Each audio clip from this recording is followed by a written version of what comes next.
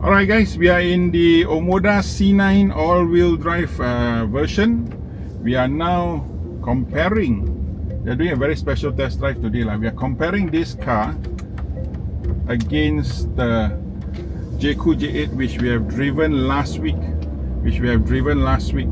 So we want to see whether this is still the most potential, or rather the most value for money luxury SUV under 190 or 200,000. So what we want to do is I've actually taken out the car for about 10-15 minutes. I've already done a review in Bahasa.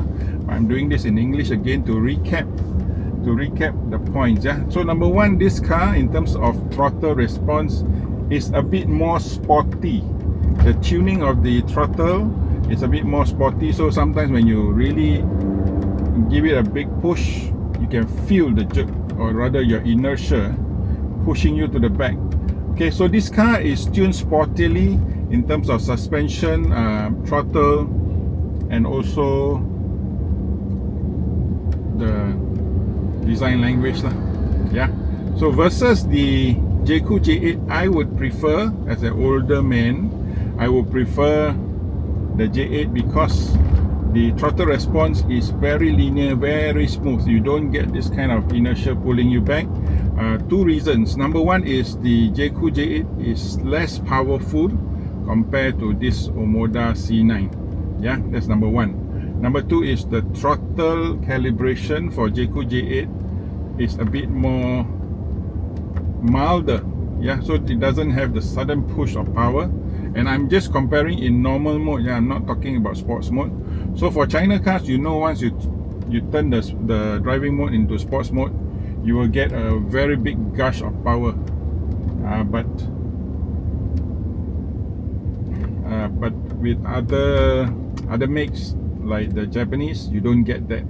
So the J8 is tuned more like a Japanese car versus the Omoda C9. So why am I rushing to do this test drive video even before the launch of the Jaecoo J8? Because many of you are asking me when I'm doing my live and all, do they buy a C9 or do they buy a Jaecoo J8? So I am of the team J8 because two things. One, I prefer the ride handling and the smoothness of ride and the comfort in the J8 versus this one.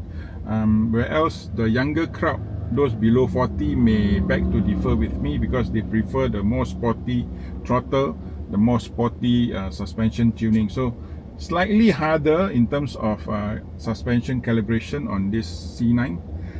You can feel the road, you can feel the humps, you can feel the bumps, but again, this is a comparison in the luxury SUV segment, around 200 or slightly below 200,000.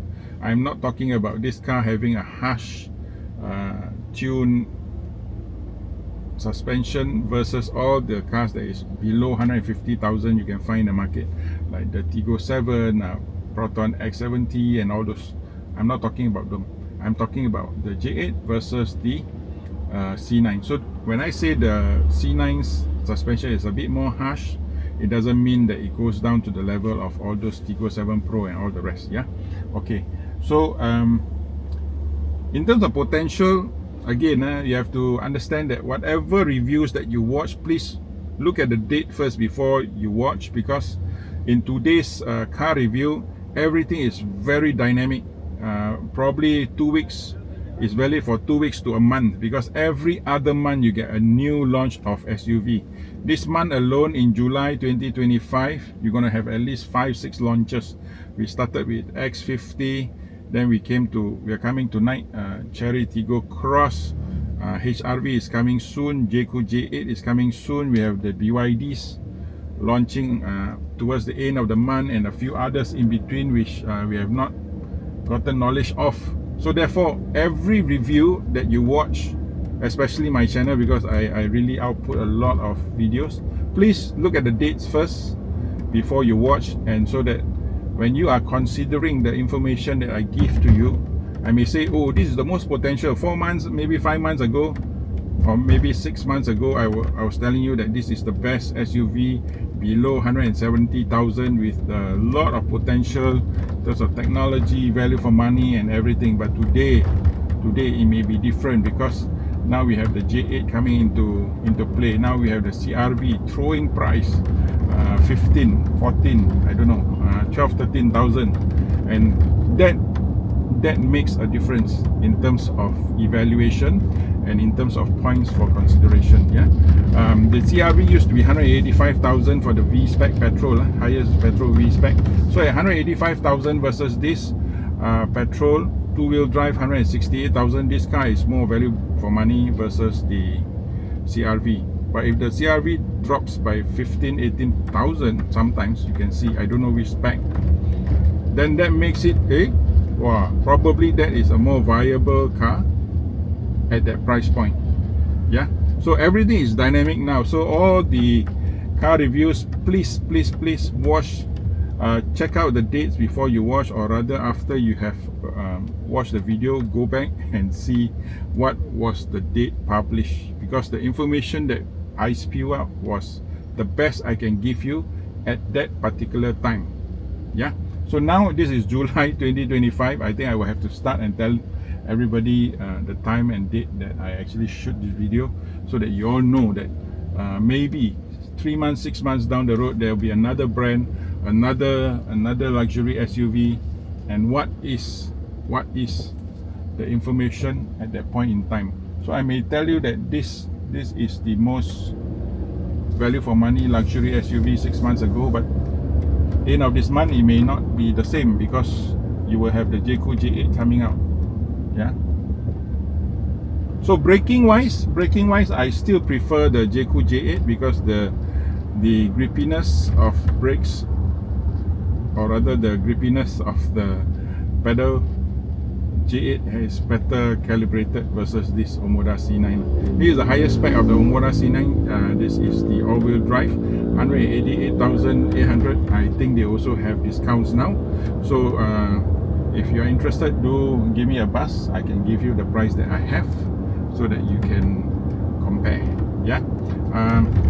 So what I like about this car is that this car is more for the young, sporty tune, pedals, throttle response more aggressive versus the Jaecoo J8. So as a person of my age, above 50 already today sadly, I would prefer a smoother ride rather than a more spirited drive. So if you have kids, you have old elderly people, you always ferry them around, especially in town situation, I would think the J8 is a more comfortable SUV to ride in. Yeah. So if you compare with the example of BMW X5 or Mercedes GLE, I would prefer the throttle response of the BMW, because the BMWs are really, at one time the BMW throttle response is much better, not as jerky as the Mercedes-Benz, because their engine is tuned, the pedal is tuned, slightly lackadaisical for the Mercedes. So the BMW gives you a bit more control, and you are able to give a smoother and more comfortable ride to your occupants in your car. Yeah. So this car is very powerful, 400 Newton meters of torque, 200 and Omoda C9 257 PS, 400 Newton meters of torque. Jaecoo J8 249 PS and 385 Newton meters. So there is a slight difference in power, but I think having driven both the car, it doesn't make any significant difference unless you are racing. Yeah, if you're not racing, both are adequately powered, so there is no lack of pickup or any lack of pickup. Yeah. So in terms of finishing, in terms of design language, I also prefer the J8 because it's more matured, it's more classy, and it's a bit more luxurious with those kind of wood paneling effect. It's basically plastic lah. Yeah, versus this one, this is more sporty, this is more young, hip, and a bit futuristic. Yeah, so both are equally as good. Pick your poison, but I would tell you to actually test drive the cars a few times. If you can, go a few places, because every car may be this may be 5-6 months old car. Yeah, maybe another place you get a newer car, so you get to test when the car is new, when the car is old. So always ask whenever you go for a test ride, how old is this particular test unit? Then at least you know the effect of wearability lah, wear and tear lah. Okay, so thank you very much for hanging out with us. If you have any questions, do click the bell icon so that whenever I do live, you can ask me real questions and I can give you direct answer. So thank you very much for supporting us. We are waiting for the launch of J8 coming soon, another 1 or 2 weeks time. So bye bye.